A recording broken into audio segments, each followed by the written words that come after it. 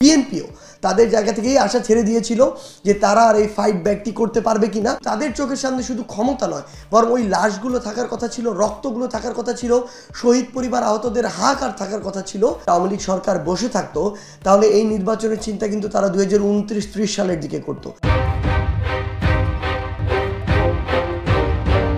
এত বড় একটি ছাত্র জনতার অভ্যুত্থান হয়েছে, যেই অভ্যুত্থানের এখনো আমার 1 বছর হয়নি, সেখানে যদি এটি বলা হয় যে 25-এর মাঝামাঝিতে অর্থাৎ 1 বছরের পূর্বেই তারা তাদের জায়গা থেকে নির্বাচনটি চায়, তখন আমাদের মনে হয় তাদের চোখের সামনে শুধু ক্ষমতা। কিন্তু তাদের চোখের সামনে শুধু ক্ষমতা নয়, বরং ওই লাশগুলো থাকার কথা ছিল, রক্তগুলো থাকার কথা ছিল, শহীদ পরিবার আহতদের হাহাকার থাকার কথা ছিল,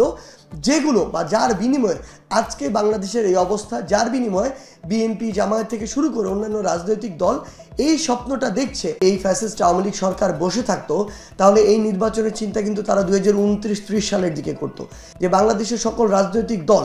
ইভেন অন্যান্য যে মানুষগুলো, তারাও আশা ছেড়ে দিয়েছিল, ইভেন বিএনপিও তাদের জায়গা থেকেই আশা ছেড়ে দিয়েছিল যে তারা আর এই ফাইট ব্যাকটি করতে পারবে কিনা, ইভেন তারা 2029-30 সালের আগে এই মাথা উঁচু করে দাঁড়াতে পারবে কিনা। অন্তত যেগুলো প্রয়োজনীয় উপাদান একটি স্বচ্ছ নির্বাচনের জন্য, সেগুলোর সংস্কারের জন্য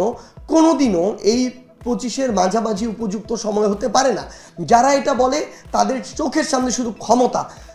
দেশের মানুষ অন্য কিছু নিয়ে তারা তাদের জায়গা থেকে যৌক্তিকভাবে এখন পর্যন্ত চিন্তা করছে না। মাঝামাঝির কথা বলে 25-এর মাঝামাঝি 1 বছরের কম সময়, তখন আমাদের কাছে এটি অনেক ব্যথিত করে এবং আমাদের তাদেরকে প্রশ্ন করতে ইচ্ছা করে যে তারা কি আসলে ক্ষমতার বাইরে অন্য কিছু এই মুহূর্তে দেখতে পাচ্ছে কিনা। আমরা অনুরোধ করব যে তারা তাদের জায়গা থেকে, আমরা মনে করি তারা এই রাজনীতিতে অনেক প্রবীণ এবং অভিজ্ঞ,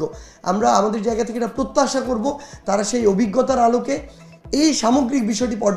পর্যালোচনা